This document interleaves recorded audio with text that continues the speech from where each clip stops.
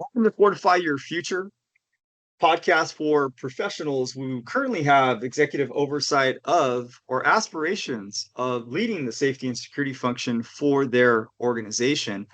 My name is Ken Carrasco. I'm your host, and joining me today, returning, is Bryan Banta, who is the author of Leadership Uncomplicated. And really appreciate you being here, Bryan. Bryan's background is both in the private and public sector. And this particular episode is the second in a series that we're doing. And so what's going to be important for those of you who are just listening in and to learn more about Bryan's background is I'll put a link to the previous episode, the first session, which is strategic alignment. But we'll dig into sort of this second session that we have. And first, let me welcome you.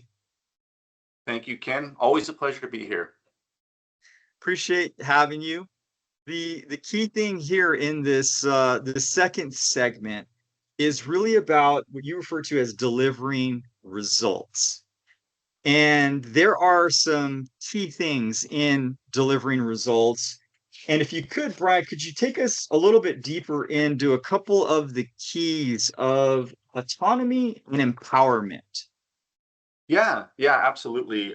Well, it's good to be back, Ken. I always enjoy these conversations, and I love the subject matter as well. I think it's super important just to working with leaders, whether you're new or whether you're just refreshing on some of the fundamentals here. It's really great. So, our first session, we really kind of dove into strategic alignment, which is really the why we go about doing what we do.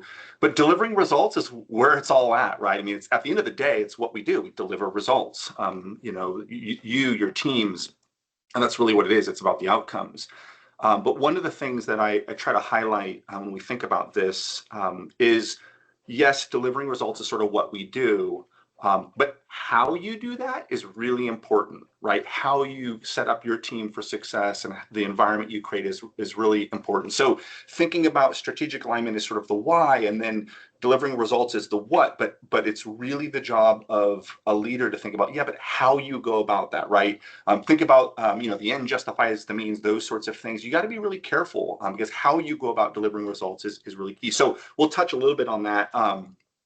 But just to kind of frame what is delivering results, and it really is this moment in the continuum of sort of what makes effective leadership and your job as a leader of once you have that clarity through alignment, delivering results is all about ultimately turning plans into action and delivering value-based outcomes. And I always touch a lot on value-based outcomes because there's a lot of things you can deliver. Don't get me wrong.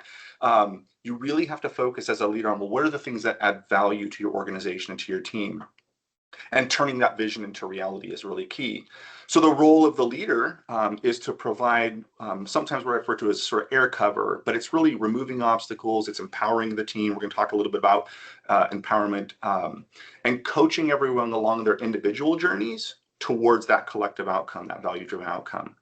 And one of the things that has always struck me is I think well said. There's a kind of a famous quote by Greg Reed, and it goes, "A dream written down with a date becomes a goal broken down into steps becomes a plan, and a plan backed by action makes your dreams come true." And I highlight that because really thinking about this at a high level, it's about alignment, goals, and then assessing, planning, and acting. That's really what delivering results is kind of all about. And there are some pieces in there, one of which I think is really important, because once you have goals and you can come, most professionals are really good about coming up with a plan to achieve that. But the leadership responsibility, you mentioned it, the autonomy and the empowerment. What is that, right? So autonomy is really what drives and motivates. It's really key to engagement. And this is hard. This is hard for a lot of leaders who are still sort of in a management mode. Management is about the deliverables. It's managing the tasks. Leadership is about leading people. How do you create an environment and support an environment that allows them the autonomy? And it can be really hard as a leader because most leaders obviously come from previous expertise, individual contribution. And so you'll always, as a leader, have sort of like, this is how I would approach that. But once you become a leader, once you're clear on what you want to deliver, it's really important for you not to step away, but think of it like this. When you think about, let's just take, for example, a sports team, right? You've got your players, you've got your coach, right? And in the end, like a successful, like if you're going to win the World Series or the Super Bowl, it isn't just the team and isn't just the coach, it's both together. But it is really important as a leader, you are the coach, right? If you start running out onto the field every time somebody's not doing something correctly or in your eyes, that's a missed opportunity. So autonomy and empowerment is really so key for leaders to go, how do I support, how do I recognize the opportunities for my people? What are their strengths? Helping align their strengths to the goals and to the vision, and then really working actively to tap into that and allow. One of the things that I encourage my teams all the time is I set up very early on the idea of you're never going to be able to get to the next level. You're never going to be able to innovate or be creative if you don't take risk, right? So you have to be able to take risk. Um, but the idea, and I take this from sort of agile manifesto and principles, right, which is the fail fast concept. So allowing your team autonomy, allowing them to take risk means, yes, they might fail, but you're there to support them. How quickly they get back up, how quickly they recenter, learn from that and move forward is so key. So if you're risk averse or a perfectionist, it's going to be really hard to tap into the autonomy and the empowerment and the momentum. And one of the things that's key to recognize, it also depends on your industry, right? If you're in a low innovative industry, it's not as important, it's kind of running things. Maybe this isn't as critical because people are clear, you just got to get it done. But if you're not like the tech industry right now, and always is high innovation, right? Well, one of the prerequisites of innovation is creativity. One of the prerequisites of creativity is autonomy, right? We've all felt that before. When you have autonomy, you have trust, and you have your people leader support, you really have the bandwidth, the space, and the permission, the license to go, I'm going to do something different here. If you're sitting in an environment that's fear-based, and you're just trying to keep your head above water, you're not innovating. You're just trying to survive. So really, I think the results and delivering results is always very critical. But remember, as a leader, think always about how you do that. How do you allow autonomy? How do you empower your people? Because empowerment is what drives the energy. It drives the trust. It drives growth. Um, and it's hard sometimes. I mean, it's it's. I've been in those situations. It is hard sometimes to step back and really sort of see what your team will come up with when you know. You might even know the answer. You might know because your level of experience, but it's very important to allow them to grow along that path and see what they'll come up with. In fact, you might be familiar with, there's a famous quote by General George Patton where he said, never tell people how to do things, tell them what to do, and they will surprise you with their ingenuity. And I've always really resonated with that, especially as a leader, because as you become a people leader, you transition away from like you're responsible for coming up with the how of how we do all these things to empowering and enabling others to grow, learn, and ultimately deliver. And so it's really important thinking about that. It's not easy, but it is the opportunity because the teams that do it well are highly engaged, they're highly energized, they're very creative. And in this day and age, we've got to be creative. We've got to be thinking out of the box.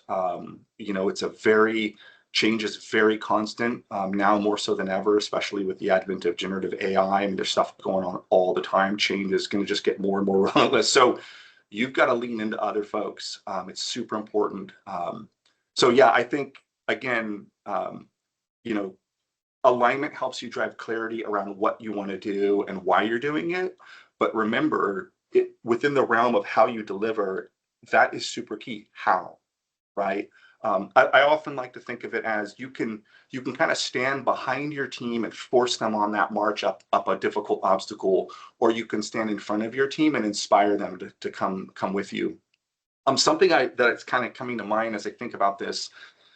This comes from some of my early days in agile work as well. I think it's translated very well across multiple industries. And it's the idea of, as a leader, there can be a tendency to sort of put on a managerial hat and say, I'm going to push work to my team. It's like, oh, Ken, we're working together. We need to do this. Ken, go do that, right?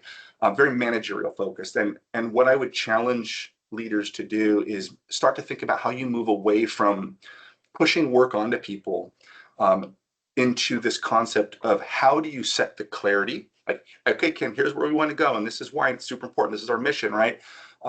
And for you to say, as a member of the team, to go, I get it. I'm super excited about it. Now I pull that work onto my desktop, right? Versus your manager pushing it to you. So you get the choice to own that work. You have the clarity, the marching orders, and your manager, your people leader is supporting you through that. So you create an environment as a leader where it's clear, the priorities are clear, and you allow your team to align their strengths and pull the work into their world so they own it. And that gets into this whole concept of accountability and ownership, which I talk a lot about as well, like clear expectations. This is what we want to do. Allow your team to own that. And it can be hard to step back and let them, but that's the opportunity. That's why it's almost easier to just go, okay, I'm the manager, I'm the leader.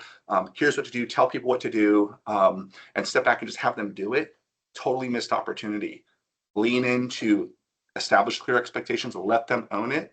So ownership is really about taking charge of your work, allow your team to own their own work. So pulling that into their workspace. And accountability is really just holding yourselves accountable to driving towards that ultimate goal.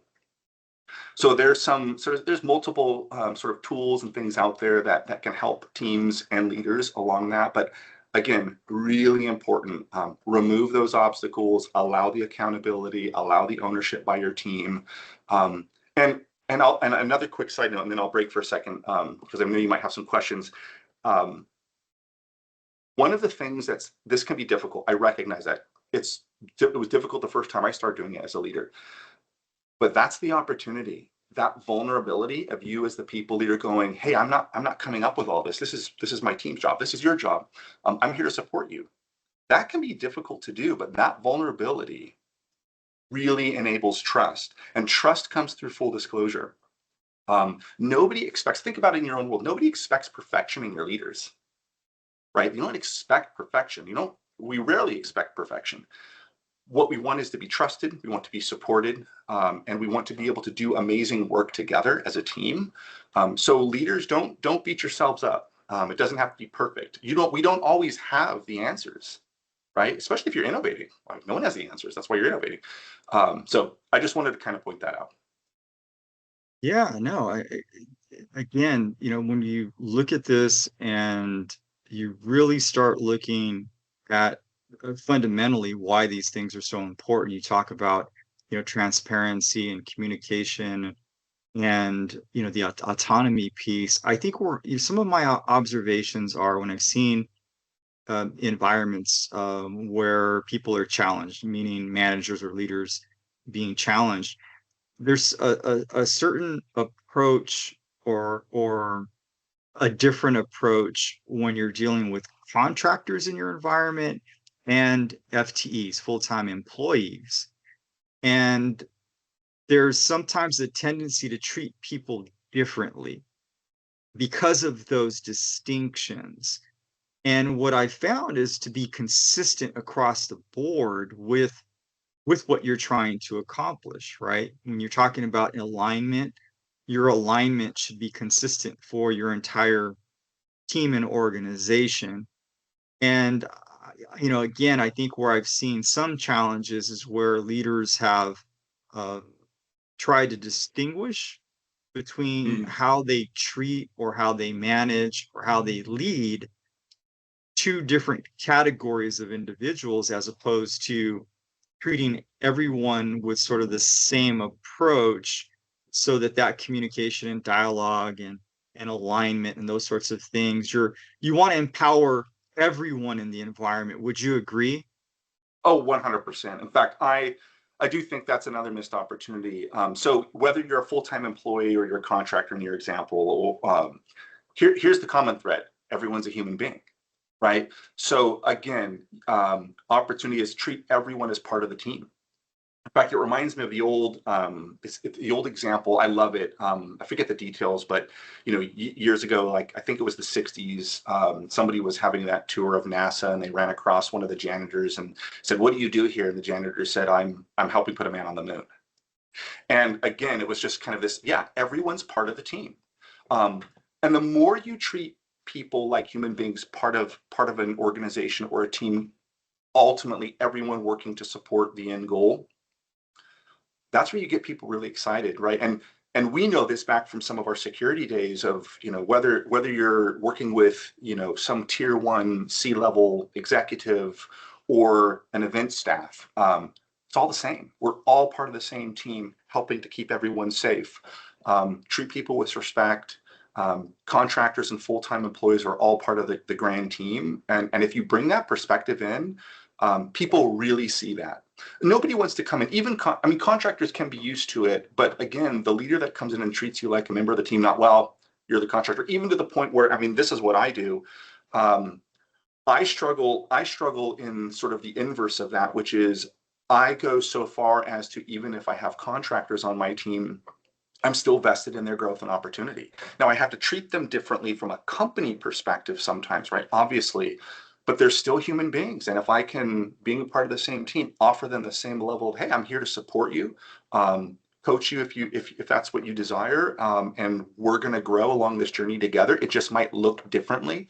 Whereas my full-time employees might have an annual, performance program that they're a part of, where my contract, we still set goals. We're still part of those goals. Everyone still has the opportunity to learn. They may not be doing it on company dime, but as a leader, they're human beings. We're vested in doing the right thing for them. So yeah, there are nuances, right? And there's certain things from a legal perspective you can or cannot talk to in terms of contractors and full-time employees, but that's usually known. Aside from those situations, yeah, you treat everyone the same, and you treat them with respect. You treat them all part of the same team, and you'll be amazed how people really respond to that. And you never know where some of those full-time and contractor opportunities turn into something amazing in terms of future teams. So yeah, I completely agree. Yeah, yeah, no, I appreciate that. It's just one of those areas in which, oftentimes you see a little bit of inconsistency, and whenever that occurs, that is a red flag.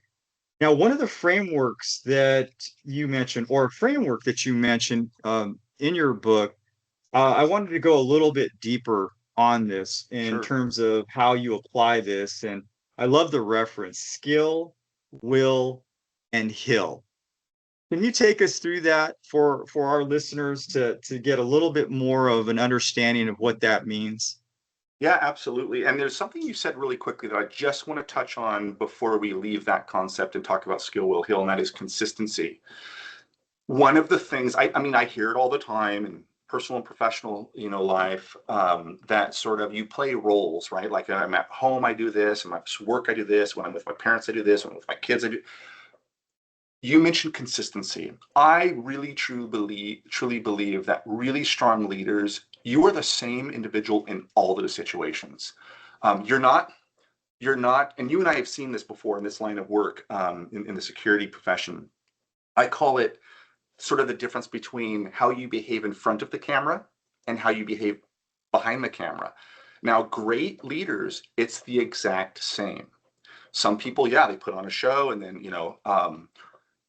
it's super important as a leader, be consistent. Again, going back to that, authenticity, the vulnerability pieces, get yourself out there, right? Be consistent. People will know. Human beings pick up very easily on the authenticity of you as a leader. Yep, you say the same thing behind closed doors that you do in front of the camera. Super important. Human beings respond extremely well to that. And it's about credibility, right? So again, yes, consistency with your people, but consistency as a leader as well. Just be you, and learn where you want to learn in terms of areas where you want growth, but be consistent. So that being said, yeah, we'll talk a little about skill, will, help. I love this model, by the way. So, skill, will, hill, phenomenal model. I didn't create this, but I highlight it in my book because I lean on it quite a bit. So skill refers to, when you think about you and your team, skill refers to the actual knowledge, skills, and abilities that your team collectively has, right? Or each individual in your team has. So just think of that as, what do they have in the current state? What can Ken and Brian do right now today? Right? That's our skill set. Will refers to as the motivation and commitment you have to the mission, right? What is your, again, your empowerment, your commitment, your energy, your momentum, the purpose you have, and the belief of the mission of why you're doing what you're doing. And then hill, just like a hill would be, that's the obstacle, right? What are the barriers and obstacles? That can be something internal to your organization. It can be a market, the market obstacles. And all those three things together are really the challenges and opportunities for teams to get through. So typically, typically skills are well known across a team. And we can talk a little bit about strengths and everything too. But um, the opportunity for leaders is to impact will and hill, right? Now, skill as well, when you think about what are the skills of the future that you need, and you can have development plans to achieve that. But typically where things can kind of get sideways is the will component, which is, again, how do you inspire human beings? How do you generate momentum, motivation, and commitment? That's really the job of a leader. Um, and then removing those obstacles on the hill. Now, there's only so much that sometimes we can do, and some of it is, we don't know. We don't know a lot of the unknowns, especially in some lines of work. But if you always go into this model with that perspective of each of these domains and what are you doing to help with them, right? Go from current state to future state and skills. How are you actually motivating human beings? Again, that kind of goes back to driving autonomy, being authentic, being transparent. Don't look at it as, I must know all the answers, but how do we find out the answers together? And no matter what we do as a leader, you constantly convey the message, we'll get through it together. And I'm here for you, right? Motivating, generating that will. It's almost like, management can sit back and tell you the correct way to do a push-up, right? I've heard this before, and I love it. Leaders inspire you to actually want to get down and do it. And so that's generating that will, that again, that motivation, that inspiration. And then the hill, your team, a strong team can do this together, but really the leader is recognize what is the hill ahead of us and how do you minimize that. Super important. So I love it. I mean, it's a great way to really identify where is your biggest challenge as a team. And then as a leader, once you sort of hone in on that, you can really target an effective solution and then support your team to get through that.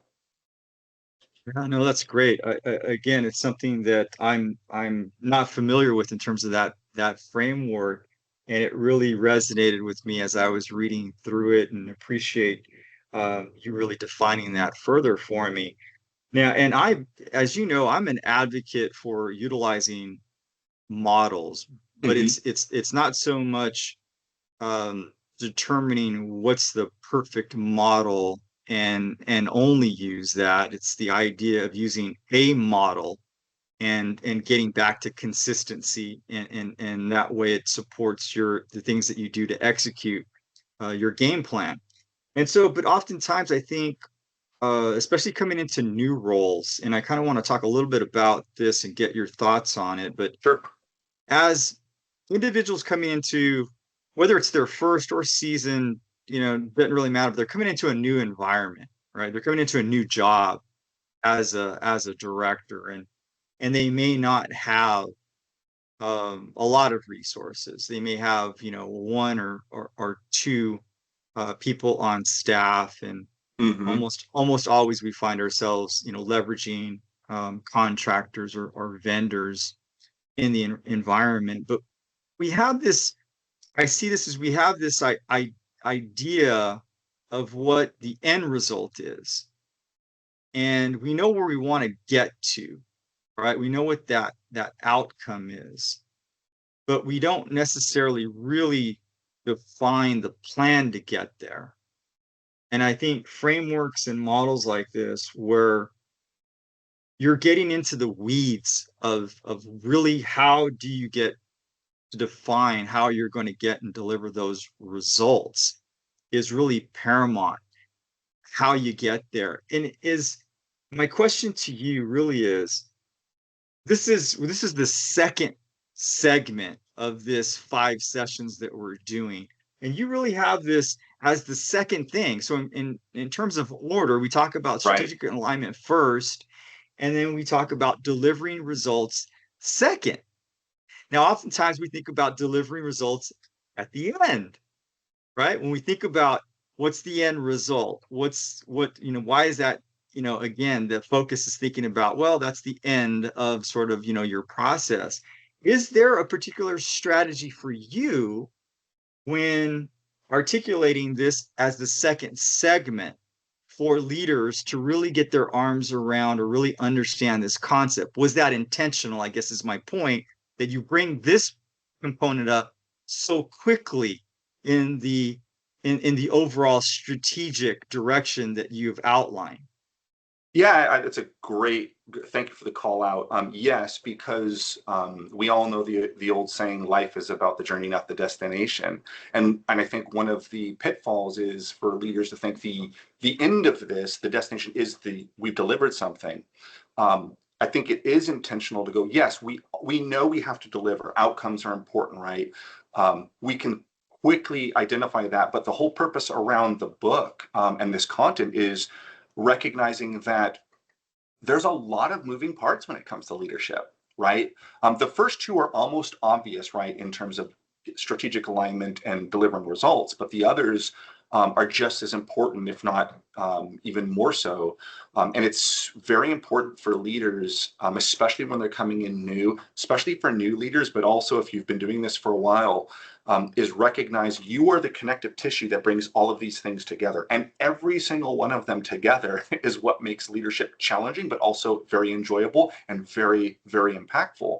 And so, yeah, you have to think about this as early as possible, because and it's, by the way, it's one of the reasons why I wrote the book, is whether you're new or revisiting, right, as an experienced leader, part of the goal is to really map this out in a way that allows you to make sure I'm not missing any components, right? And one of the concepts I would also encourage leaders to think about is, to your point around models, because this is a little bit of a model as well. And we both agree, you do not, it's not the end all be all model. It's important as a leader to understand the fundamentals, the all the moving parts and how you connect them. But then I would also add, the challenge there is make it your own. In other words, if you have all the fundamentals down, right? And I certainly outline all of that in the book. Um, the idea is to dispel a lot of the myths, create a playbook so that you can get to the next level of what it means to be a leader in your own way. You and I, we might differ in how we potentially lead our teams, but we would both agree that all of these components matter, right? So we're not just focused on the end result. Again, the journey is what's important, because in the journey is the growth, the learning, the innovation, right? So that's really important. But how you make this your own is important for each leader, because that's what drives authenticity. And if you're being authentic, you can be vulnerable. And if you're invulnerable, you can foster trust. And if you have trust, then you can really tap into the real potential of other human beings. So you can see how all of this comes together. And it isn't about just, hey, deliver this, deliver X, Y, or Z. So yeah, I do intentionally mention that early, because like, oh, I thought this was the end. No, this is just the beginning. There's much more to be done here. And that's where it gets exciting, right? I mean, think about a time where you worked for somebody, right, where they really leaned into, well, what are your thoughts, Ken, and how would you go about this? And go for it. Let's see what you've got, and let's I'll support that. It's kind of exciting. It'll be a little scary, but it's also very exciting, and you feel really energized. Human beings, they don't necessarily run away from challenges. They just don't want to run into a challenge not feeling supported and maybe knowing it's a mistake. Um, but when you get to own the work, it's a much different situation, and you really can go into a different perspective. So again, leaders really understanding, like, yes, it is about this journey. What kind of journey are you really creating for you and your team? And understand that you've got to make this your own. So understand the fundamentals, right? The principles that are effective for any leader at any level. Um, Practice that in all of its in every aspect. But then the third thing, which is I think really important, make it your own. Who are you as a leader? Again, most people get so tripped up on the early phases, one of them being delivering results, because it's all about, for some folks, it's like just managing those deliverables, right? And they're missing all these other key parameters and components that make up, I think, great teams and great leaders. But yes, it's early on. It's the stuff that I think you delve into that's a lot very aligned to like managerial ability, um, but it is necessary as a foundation to then become to move more from the managerial focus into the leadership focus. Yeah, well, here's what I really appreciate about the book is that although we're doing these sessions in segments, we're doing these in sequence. Um, and I think it's important as we go through each segment and as we drill down, tying it all together is great sequentially. But what I really appreciate about the book is you can actually go into any one of the segments. Right. It's not designed in a way that you need to begin with strategic alignment necessarily.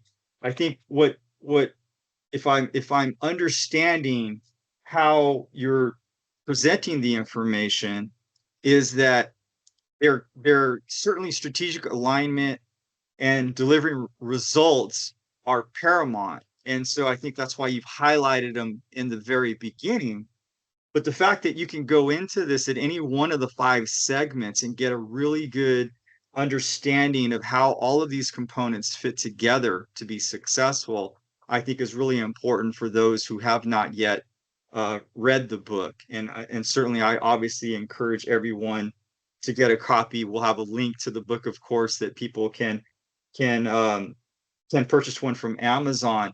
But again, with the big picture in mind, um, any closing thoughts on specifically delivering results in this particular segment that you think Yeah. is important to at least leave folks with before they delve into the rest of the sessions that we get into?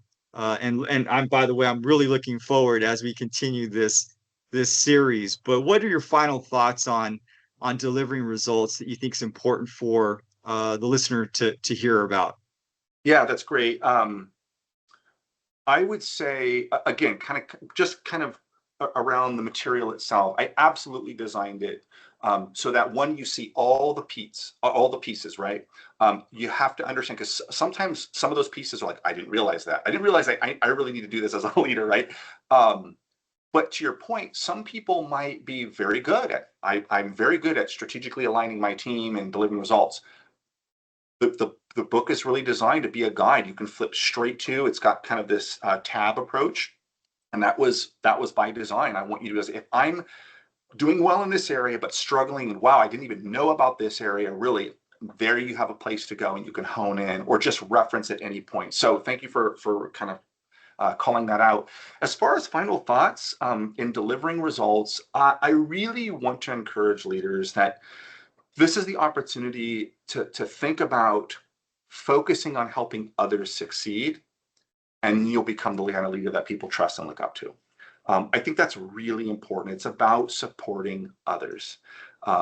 So hone in on that, challenge yourself there, step back. I talk a little bit more about this, obviously, in the book. I'm being more of a coach rather than a player, and really allow that to evolve, I think is really important.